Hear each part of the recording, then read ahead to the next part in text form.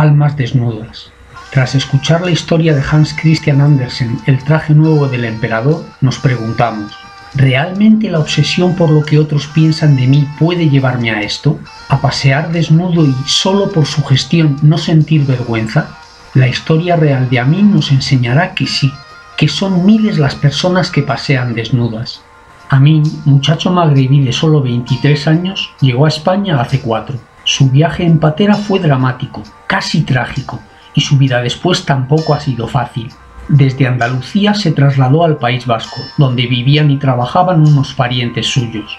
Sin conocer el idioma y lejos de Argelia, de sus padres y hermanos, se sintió muy solo, y por ese sentimiento de soledad cometió graves errores. Cuando su madre tuvo noticia de algunos de sus errores, enseguida lo llamó por teléfono.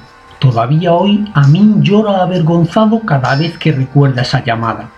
Su conciencia le decía que él no estaba agradando a Dios y por eso fue dejando la oración. Había empezado a consumir drogas, sobre todo marihuana y hachís, y bebía a menudo. Le sucedía como al borracho al que preguntaban: ¿por qué bebes?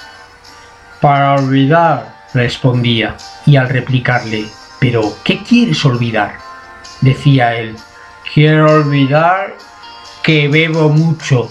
Así también los efectos de las drogas acallaban sus remordimientos y el recuerdo de su madre. Lo que más temía Amin eran las burlas de otros aprovechando que no les entendía bien. Pero como con drogas y alcohol él era más locuaz y simpático, así superaba sus miedos.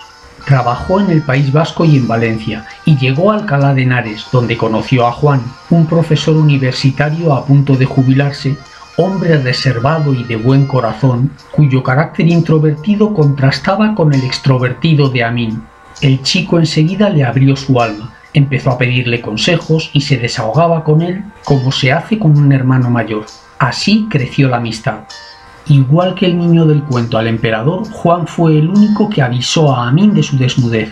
Por eso intentó que dejase las drogas y el alcohol, pero no pudo convencerlo. Y todo porque le hacían sentirse seguro cuando buscaba trabajo y en su relación con la gente, aunque también enrarecían su carácter, haciéndolo más desconfiado y violento. Además, le impedían reflexionar, pues a menudo decía: voy a pensar un poco, y acababa: no puedo hacerlo.